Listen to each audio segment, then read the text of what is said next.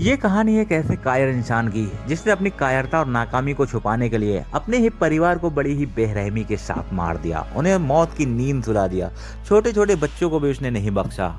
ये पूरी कहानी सुन के आपको रोना आ जाएगा, आपकी आंखों से आंसू निकल आएंगे। ये कहानी इमोशनल कर देने वाली है कि एक कैसे कायर बाप, जो किसी का बाप था और किसी का पति था। कहते हैं जो परिवार का मुखिया होता है वो परिवार की ढाल होता है, उसके पीछे पूरा परिवार खड़ा होता है और वो उसकी हिफाजत करता है, उसकी देख रेख करता है और अपने परिवार के ऊपर आने वाली सारी परेशानियों को अपने सर पे ले लेता है और अपने परिवार के लिए जान भी देता है। लेकिन एक ऐसा वहशी बाप, जो जिसको बाप कहना भी शर्म की बात है, वो किसी का बाप था और किसी का पति था। अपनी कायरता, अपनी नाकामी के चलते उसने अपने पूरे परिवार को ही मार दिया। अपने एक 12 साल के बेटे को उसने बड़ी बेरहमी के साथ मौत के घाट उतार दिया। वो 12 साल का बेटा ना कि उस व्यक्ति का फ्यूचर था, बल्कि पूरे देश का फ्यूचर था। वो देश के लिए भी या फिर अपने परिवार के लिए आगे चलकर कुछ कर सकता था, एक बड़ा आदमी बन सकता था और इस इंसान को भी वो संभाल सकता था। लेकिन इसने अपनी नाकामी और मानसिकता, गिरी हुई मानसिकता के चलते उसको भी मौत के घाट उतार दिया। जहाँ तक मुझे पता है दुनिया में ऐसा कोई भी देश नहीं होगा या फिर ऐसा कोई धर्म भी नहीं होगा जहाँ पे अपनी भी जान लेना अलाउ हो। कानून या फिर धर्म अपनी भी जान लेने की इजाज़त नहीं देता है, तो कोई इंसान भला कैसे दूसरे की ज़िंदगी और मौत का फैसला कर सकता है। वो भी एक नहीं, 4-4 लोगों को उसने मौत के घाट उतार दिया। अपने सगे बेटे, अपनी वाइफ और अपनी 2 बेटियों को बड़ी बेरहमी के साथ उसने कत्ल कर दिया। तो चलिए चलते हैं इस कहानी की तह तक और जानते हैं एक वैसी कह सकते हैं, मानसिक रूप से बीमार कह सकते हैं, एक पिता की, एक पति की हैवानियत की कहानी। कहानी की शुरुआत होती है उत्तर प्रदेश के इटावा जिले के बराही टोला लालपुरा इलाके से। यहीं पे एक परिवार रहता था जिसमें टोटल 5 लोग थे, पति पत्नी और 3 बच्चे। बच्चों में एक बेटी थी जो 22 साल की थी और एक बेटी 15 साल की थी और एक बेटा था 12 साल के राउंड उसकी उम्र थी। ये वाकया है 11 नवंबर 2024 के रात के 8 बजे के लगभग। इसी परिवार में जो महिला थी, दरअसल महिला का नाम था रेखा देवी। रेखा देवी के फ़ोन पे के स्टेटस लगता है जिसमें रेखा देवी के साथ उसके 3 बच्चे की फ़ोटो होती है और नीचे उस पर लिखा होता है ये चारों अब नहीं रहे। और स्टेटस 8:04 के राउंड फ़ोन पे लगता है। जैसे ही स्टेटस लगता है तो बगल में ही उस महिला का देवर रहता है जिसका नाम था अवधेश कुमार। सबसे पहले स्टेटस पे उनकी नज़र जाती है। स्टेटस देखते हैं तो उनके पैरों के तले से ज़मीन खिसक जाती है। वो बिल्कुल हड़बड़ा से जाते हैं और उनका घर बिल्कुल पास में ही था, सटा हुआ। वो जहाँ झांक के जब नीचे आंगन में देखते हैं तो वहाँ देखते हैं वहाँ पे 2-3 लाशें पड़ी हुई हैं। अवधेश कुमार बिल्कुल घबरा जाते हैं। वो चकपका के चारों तरफ देखने लगते हैं तो सामने उनकी भाभी की लाश पड़ी होती है और उनके 3 भतीजे होते हैं, 2 बेटियां और 1 बेटे। वो बिल्कुल घबरा जाता है और उधर नजरें दौड़ाकर अपने भाई को ढूंढने लग जाता है, जो कि उसका भाई था सगा मुकेश कुमार। मुकेश कुमार कहीं भी आसपास नजर नहीं आता है। अब अवधेश घबरा जाते हैं और तुरंत ही पुलिस को फ़ोन लगाते हैं और पुलिस को फ़ोन लगा के बताते हैं कि यहाँ पे 4 लोगों की मृत्यु हो गई है। अब फ़ौरन घटनास्थल पे पहुंचिए और एक व्यक्ति लापता है और फ़ौरन ही उसे ढूंढ लीजिए, अदरवाइज अनर्थ हो जाएगा और वो भी मर जाएगा। पुलिस फ़ौरन इस मामले को गंभीरता से लेती है और घटनास्थल पे फ़ौरन पहुंच जाती है और सब शव को कब्जे में लेके पोस्टमार्टम के लिए भेज दिया जाता है और उसके भाई से मुकेश कुमार का नंबर लेती है और उसको नंबर को ट्रैक करने लग जाती है। तो इस व्यक्ति का जो लोकेशन है, मुकेश कुमार का जो लोकेशन होता है, वो नज़दीकी रेलवे स्टेशन पे ट्रैश होता है। पुलिस की एक टीम फ़ौरन वहाँ पहुँचती है और वहाँ से मुकेश कुमार को जीआरपी वालों ने बैठा रखा था। पूछताछ में पता लगा कि जो ये व्यक्ति है वो ट्रेन के सामने कूद गया था जान देने के लिए, लेकिन जीआरपी टीम की उस पर नज़र पड़ती है। वो लोग फ़ौरन उसको पकड़ के और उसको बचा लेते हैं।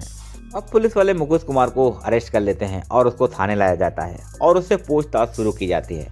उसके बाद जो मुकेश कुमार खुलासा करता है उससे लोगों के पैरों के तले से ज़मीन खिसक जाती है और कई लोग तो इमोशनल हो जाते हैं और कई लोग को बहुत ही ज़्यादा गुस्सा आता है कि एक कैसा कायर इंसान है जिसने अपने ही परिवार को मौत के घाट उतार दिया। मुकेश कुमार पुलिस को बताता है कि वो एक सर्राफा कारीगर था, यानी कि सोने चांदी की उसकी दुकान थी, सोने चांदी का काम करता था और वो काफ़ी अच्छा कमाई पैसे वगैरह भी कमाता था। लेकिन जो उसके रिश्तेदार थे उससे काफ़ी सारे पैसे उधार ले लिए थे। लगभग 15 लाख के करीब उसका जो पैसा है वो रिश्तेदारों में ही डूब गया था। कुछ लोगों ने कुछ सामान ले लिए थे, उसके पैसे नहीं दे रहे थे, कुछ लोगों ने उससे कैश ले लिए थे। अब जो उसका काम है बिल्कुल बंद हो चुका था, बिल्कुल डूब चुका था और घर में बहुत ही तंगी चल रही थी।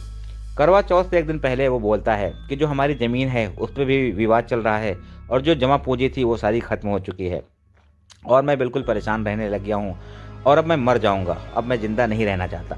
तो उसकी जो पत्नी होती है वो कहती है कि तुम अकेले क्यों मरोगे, हम भी तुम्हारे साथ मरेंगे। तुम्हारे जाने के बाद हमारा पूरा परिवार ही उजड़ जाएगा, बच्चों के सर से बाप का साया हट जाएगा और मैं भी विधवा हो जाऊंगी तो अकेले जी के मैं क्या करूंगी। पत्नी ये सब बातें इसलिए कह रही थी, उसे लगा शायद जो मेरे पति हैं ये मरने की जिद अपने दिमाग से निकाल देंगे। उसके बाद वो दिन बीत जाता है, करवा चौथ की जो रात है वो चली जाती है और टाइम धीरे धीरे गुजरने लगता है। और इस परिवार की जो बड़ी बेटी थी जिसका नाम था भव्या, जिसकी उम्र अराउंड 20-22 साल थी, दरअसल उसने DU में एडमिशन करा रखा था। वो दिल्ली यूनिवर्सिटी में पढ़ती थी और वो वहीं पे हॉस्टल में रहती थी। 10 नवंबर को वो छुट्टियों पर घर आई थी और 10 नवंबर को वापस जाने वाली थी। वो जब वापस जा रही होती है तो उसके जो पिता और माता होते हैं वो लोग बेटी से कहते हैं, बेटी एक रात और रुक जाओ और उसके बाद तुम बाद में चली जाना। अब बेटी को माँ बाप की मोहब्बत आ जाती है और वो रुक जाती है। वो कहती है ठीक है, मैं एक दिन बाद ही चली जाऊंगी। लेकिन इधर दोनों पति पत्नी एक खतरनाक प्लान बनाते हैं और घर में सबको मौत की नींद सुलाने का प्लान बनाते हैं। इस बात से बिल्कुल अनजान उसकी बेटी जो है वो रुक जाती है और ये दोनों, जो पति होता है वो मार्केट जाता है और वहाँ से बहुत सारी नींद की गोलियाँ ले आता है और अपनी पत्नी से कहता है कि दूध में डाल के ये सबको पिला दो, उसके बाद तुम भी पी लेना और हम लोग सब पी के इसको यहीं पे मर जाएंगे। दरअसल जो घर का मुखिया था मुकेश, वो बिल्कुल कायर था और वो डरपोक था। वो हालातों से लड़ नहीं रहा था और अपना सब कुछ उसने त्याग कर वो मरने के लिए बिल्कुल तैयार हो गया था। और जो उसकी पत्नी है वो भी उसका साथ दे रही थी। उसको समझाने के बजाय उसकी मानसिक बीमारी से बिल्कुल अनजान वो भी उसके साथ मिल जाती है और सबको मारने के लिए बिल्कुल रेडी हो जाती है। ये दोनों मिलकर आपस में डिसाइड करते हैं कि पहले बच्चों को मारना है, उसके बाद खुद मर जाना है। अब प्लान के अनुसार बहुत सारी नींद की जो गोलियां होती है उसकी जो पत्नी होती है वो दूध में डाल देती है और एक एक गिलास दूध सबको पीने के लिए बच्चों को दे देती है। बच्चे जैसे ही दूध पीते हैं, दूध पीने के बाद वो तड़पने लगते हैं और पेट में बहुत ही तेज दर्द की शिकायत करते हैं और इतने में उनके मुंह से झाग निकलने लग जाता है। अब ये सब देख के रेखा बिल्कुल घबरा जाती है। वो अपने ही बच्चों को अपने ही हाथों से मार रही थी, लेकिन उसका दिल पसीज जाता है और ये जो भयानक मंजर था वो देख नहीं पाती है।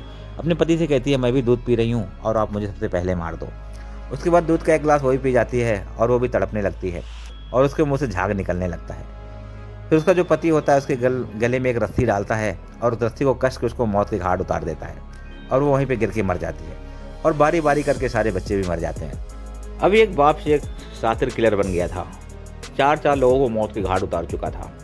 मारने के बाद वो लाश के पास कुछ देर तक बैठा रहता है, उसके बाद उठता है और बाथरूम के अंदर जाके कम से कम 2-3 घंटे बाथरूम में बैठा रहता है। फिर वहाँ से बाहर निकलता है और अपनी पत्नी का मोबाइल लेता है और उन सबकी फ़ोटो खींचता है और उस पर एक स्टेटस लगा देता है और नीचे लिख देता है, ये चारों अब नहीं रहे। स्टेटस जैसे ही लगाता है वो स्टेटस के उसका जो भाई होता है जो कि उसके जस्ट पड़ोस में रहता है वो देख लेता है और वो तुरंत फ़ौरन ही पुलिस को इत्तला करता है और पुलिस वाले मौके पर पहुँच जाते हैं। स्टेटस लगाने के बाद ये फ़ौरन यहाँ से घर से निकलता है और नज़दीकी रेलवे स्टेशन में पहुँच जाता है और वहाँ पे जाके एक ट्रेन के सामने जब कूदता है तभी जीआरपी वालों की उस पर नज़र पड़ जाती है और जीआरपी वाले दौड़ के आते हैं, इसको पकड़ के किनारे कर देते हैं और इसको मरने से बचा लेते हैं और पुलिस वाले इसको हिरासत में लेके और इसको जेल में डाल देते हैं। अभी ये हिरासत में है। इस घटना का खुलासा होने के बाद जिसने भी इस घटना के बारे में सुना, सबके पैरों के तले से ज़मीन खिसक गई और कोई भी इस बात पर यकीन नहीं कर पा रहा था कि एक बाप इतना कायर कैसे हो सकता है। अपनी नाकामी के लिए इसने अपने ही परिवार को मौत के घाट उतार दिया और खुद तो जिंदा रहा लेकिन परिवार को उसने परलोक भेज दिया और अपने एक बच्चे को, जो उसका बेटा था 12 साल का, जो कि देश का भविष्य था और इस खानदान का भविष्य भी बन सकता था, आगे चल के वो एक बड़ा इंसान भी बन सकता था, लेकिन इसने उसको भी मौत के घाट उतार दिया। जिस देश में कानून अपनी भी जान लेने की इजाज़त नहीं देता है, वहाँ पे इसने अपने ही परिवार को मौत के घाट उतार दिया। दूसरों की ज़िंदगी और मौत का फैसला इसने खुद ही कर लिया।